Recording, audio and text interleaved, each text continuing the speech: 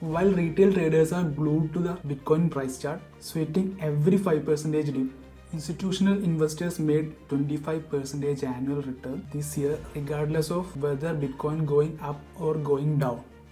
They weren't gambling, they weren't predicting, they were executing a delta neutral arbitrage strategy called basis trading. And it is the reason behind the mysterious 4 billion in Bitcoin ETF outflow everyone panicked about last month. Today I am breaking down how exactly it works, why it dominated crypto in 2024, and what's the recent collapse in basis point tell us about where the institutional money is going. This is the institutional playbook they won't teach in crypto Twitter. Let's start with what most people get wrong about institutional crypto investing.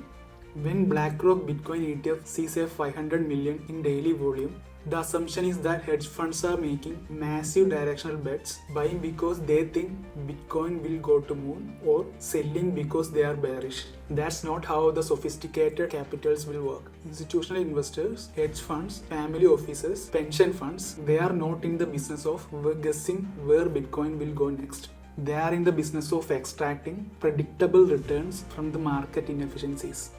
And in 2024, the biggest inefficiency was something called basis, the price gap between spot Bitcoin and Bitcoin futures contracts. At its peak in March, the gap is paying institutions around 25% of the annual returns.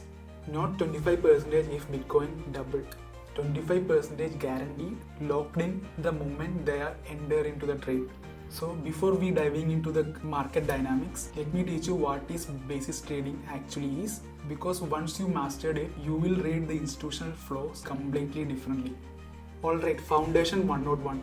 In traditional finance, basis is simply the difference of spot price of an asset and its futures price. In crypto, that look like this. That's $2,700 in difference.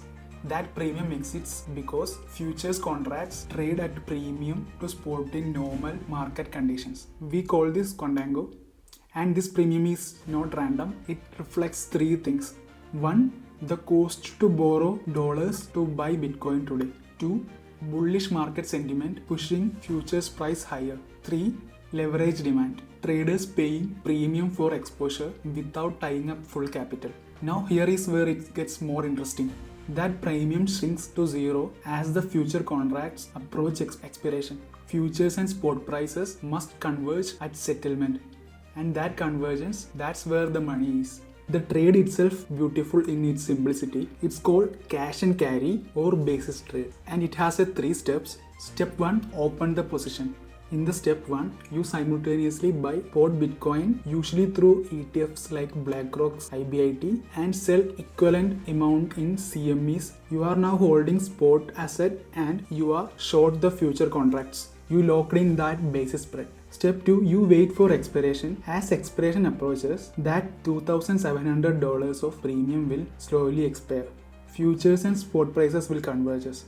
Your position is delta neutral, means Bitcoin's price movement don't affect your profit. If Bitcoin's goes up, your spot position will gain, your futures shorts will lose, net zero. If Bitcoin crashes, your spot loses, your futures short gains, net zero. Step 3, at expiration, you close both positions. Sell your spot, buy back your futures contract. The spread you captured, that's your profit. Let me make this concrete with real numbers. Same profit, same outcome. Where Bitcoin goes up or down or going sideways doesn't matter. You captured the basis and this is your return. This is the arbitrage.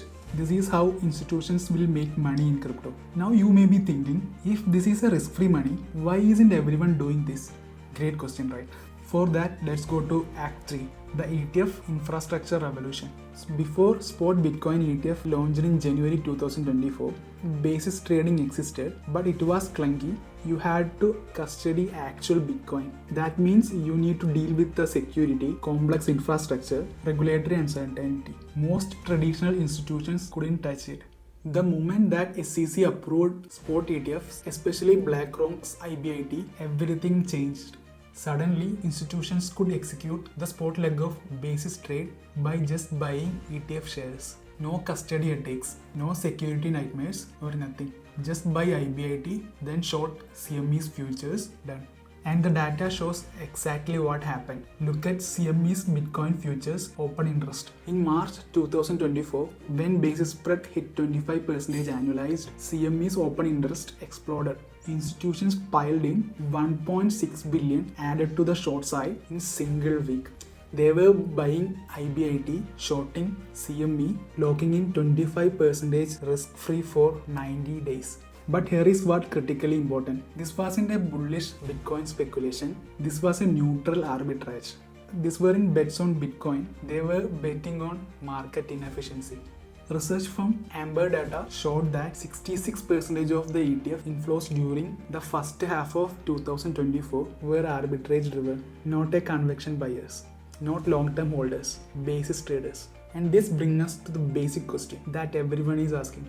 Why did Bitcoin ETFs see 4 billion in outflows in October and November?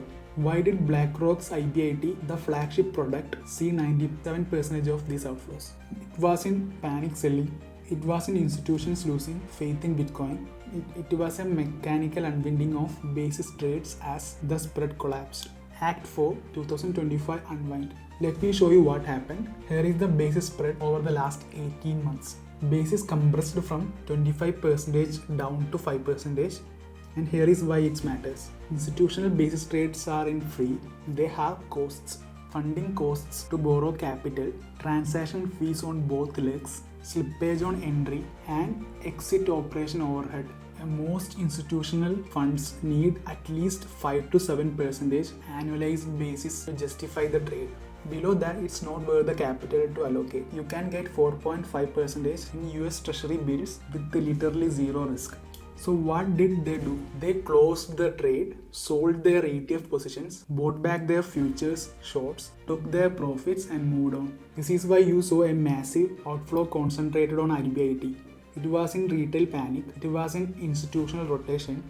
It was arbitrage funds systematically unwinding as their profitability threshold were breached. And you can see the effect on market structure. CME's Bitcoin futures used to dominate institutional positioning. They were the only regulated futures venue, but as basis trade unwound, open interest shifted. Binance Perpetual Futures recently overtook in CME in open interest for the first time since 2021. That's not bearish. It means market is less leveraged right now, less arbitrage heavy and more organic. It's actually a healthier positioning setup going into 2025. Okay, let's bring this to home. Act 5 key takeaways.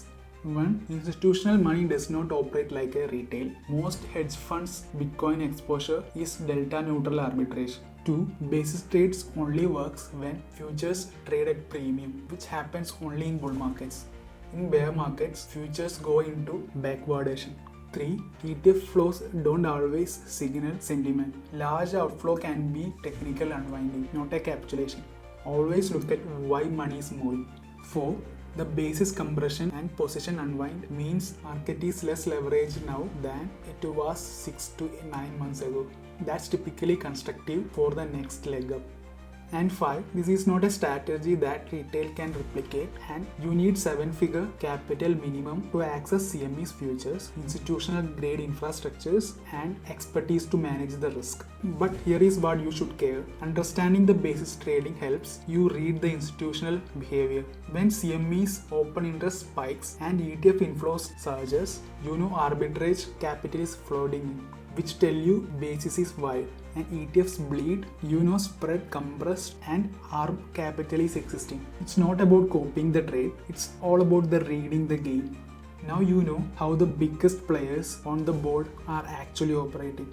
If you want to understand how institutions actually invest in crypto, not the moonboy narrative, not the hype, this channel is built for you. I will break down ETF flows, Fed policy impacts, on-chain data, and market structure every week. Drop a comment if you want me to cover any specific topic regarding the institutional positioning or market mechanics or investing in crypto. If you are serious about trading or investing in crypto, understanding the institutional playbook is non-negotiable right now. I will see you in the next one.